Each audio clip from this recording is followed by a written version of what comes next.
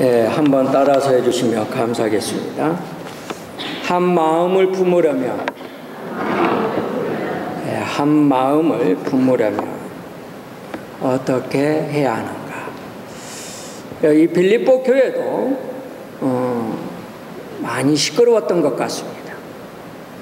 이 빌립보 교회는 누디아로 말미암아 교회가 개척이 되어졌고, 또한 교회가 잘 성장하고 부흥이 되었지만, 또한 순두계 또한 신실한 또한 일꾼이 그 루디아 버금가는 일꾼이 또 나타났습니다.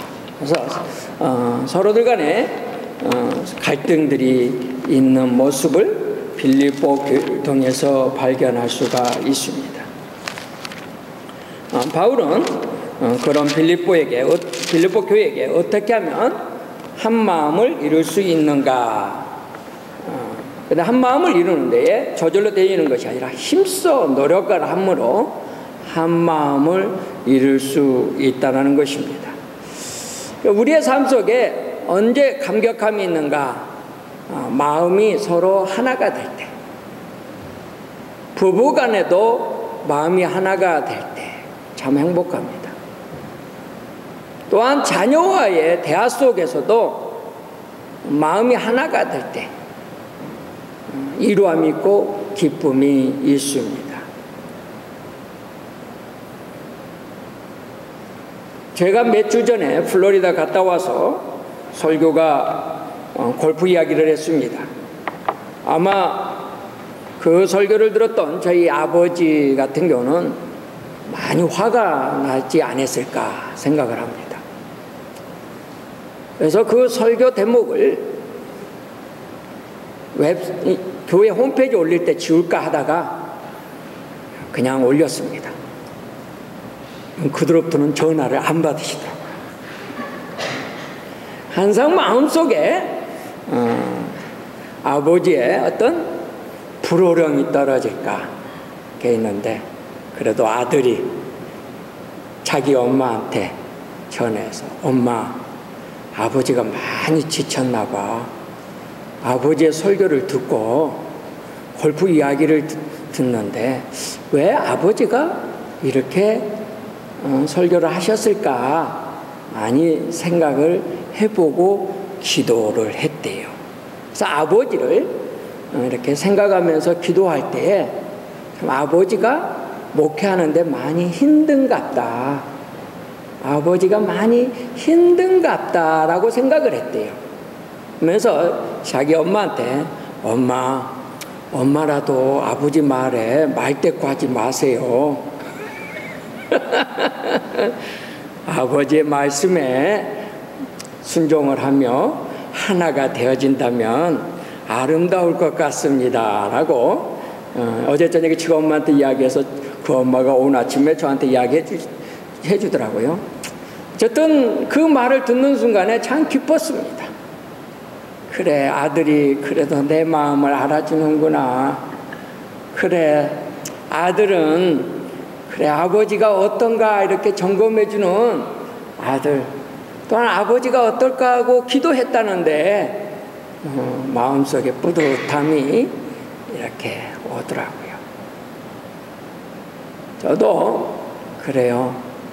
내가 이 설교를 하면 우리 성도님들이 어떤 반응이 나올까 모르는 건 아닙니다.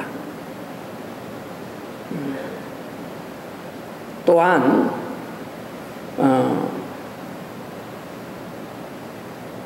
전달하면서도 또한 전달하고서도 마음속에는 두렵고 떨림이 있습니다. 그러면서 성도들이 상처를 받았을까 안 받았을까? 왜 안 받겠습니까? 성도들이 상처를 받을 때 목사는 자기 발등을 찍은 겁니다. 그리고 주님 앞에 나와 기도를 합니다. 하나님, 성도님들의 마음에 상처가 되고요, 제 발등을 찍었습니다. 성도님들의 마음을 치료하여 주시고 내 발등을 찍힌 이 발등을 하나님이여 치료하여 주옵소서. 내가 어떻게 치료할 수 있겠습니까? 하고 기도를 합니다. 그럴 때에 어쨌든 하나님께서 내 마음을 헤아려 주신 것 같고, 또한 기도하는 중에 하나님께서 우리 성도들의 마음을 치료해 주시는 그 은혜를 마음속에 간직을 해봅니다. 우리는 다 다릅니다. 목사의 입장이 다르고 성도의 입장이 다르고, 또한 목자로서 수고해 볼 때 목자의 입장이 다르고, 또한 목원들의 입장이 다릅니다. 우리는 다 이런 다른 존재에서 살도록 만들어 놓았고, 서로 이런 다른 존재들이, 환경들이 어떤 결과를 우리에게 주어지는가, 성숙하게 하는 과정이 있다라는 것입니다. 다 다르고 이해가 되지 않지만은 지나고 보건대 그 과정이 있었기에 내가 성숙해졌구나. 어려움이 없이, 화나는 일이 없이, 말 못하는 아픔이 없이 살아간다면 그분의 훗날은 틀림없이 보람이 없는 훗날이 되지 않을까, 그렇게 생각을 해봅니다. 이곳에 계신 우리 성도님들, 교회에서도 힘써 하나가 되는 데에 노력할 뿐만 아니라 일하시는 직장에서도, 또한 사업장에서도 우리 성도님들이 계신 그곳은 화목해하는, 하나가 되도록 쓰임받는 삶이 된다면 그 성도님의 삶은 유익함이 있고 미래가 큰 기쁨의 이야기 줄거리를 만들 수 있다는 겁니다. 우리 성도님들의 삶 속에 하나가 되시기를 주 이름으로 축원합니다. 그럼 하나가 되려면 어떻게 하는가? 지난주에 말씀드렸습니다. 서로 간의 경계심을 버려야 한다 그랬습니다. 우리는 라이벌 정신을 가지고 살아갑니다. 근데 서로 간의 경쟁 대상도 아닌데 사람들을 의식하면서 스스로 경쟁 대상으로 만들어가는 것을 볼 수가 있습니다. 저 사람이 나를 어떻게 생각하지? 하는. 근데 그 상대는 관심도 없습니다. 혼자서 그렇게 라이벌을 만들어.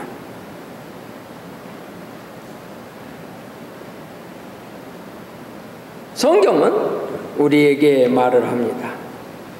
서로 사랑하라. 우리는 사랑하기 위한 존재들입니다. 서로 간의 아픔을 어루만져주는 존재, 또한 서로의 힘을 나누는 존재들이라는 것입니다. 어렸을 때부터 우리는 경쟁 대상 속에 삽니다. 참 부모님들이요, 지금은 좀 부모님들이 좀 더 나았는데 옛날 부모님들은 자녀들 간에도 싸움을 많이 붙였어요. 싸움 붙이는 게 아니라 너네 형만큼만 해라, 동생만큼만 해라. 이런 항상 형제간 간에 이 경쟁을 붙여놔. 그래서 우리는 그런 환경에서 자라났어요. 저는 어렸을 때부터 제 동생이 저보다 등치가 컸습니다. 어디를 누구 가면은 동생 보고 형이냐고 그래. 기분 되게 나빠요. 학교에서든 어디서든 진짜 내가 누리지 못하는 건 저 사람 때문에 누리지 못할 거냐, 이렇게 사회 분위기가 우리에게 압박을 주고 있습니다. 근데 이 미국은 천만다행히 그러지 않는 것 같아요. 이 미국이 나한테 맞습니다.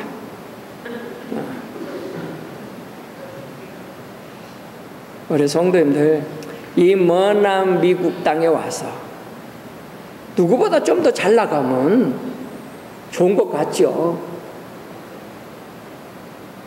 좀 더 잘 나가 보려고 얼마나 노력들을 하는지, 그 노력을 볼 수가 있습니다. 근데 그래서 더 잘 나간다고 해서 어떤 차이가 있느냐, 거기서 거기입니다.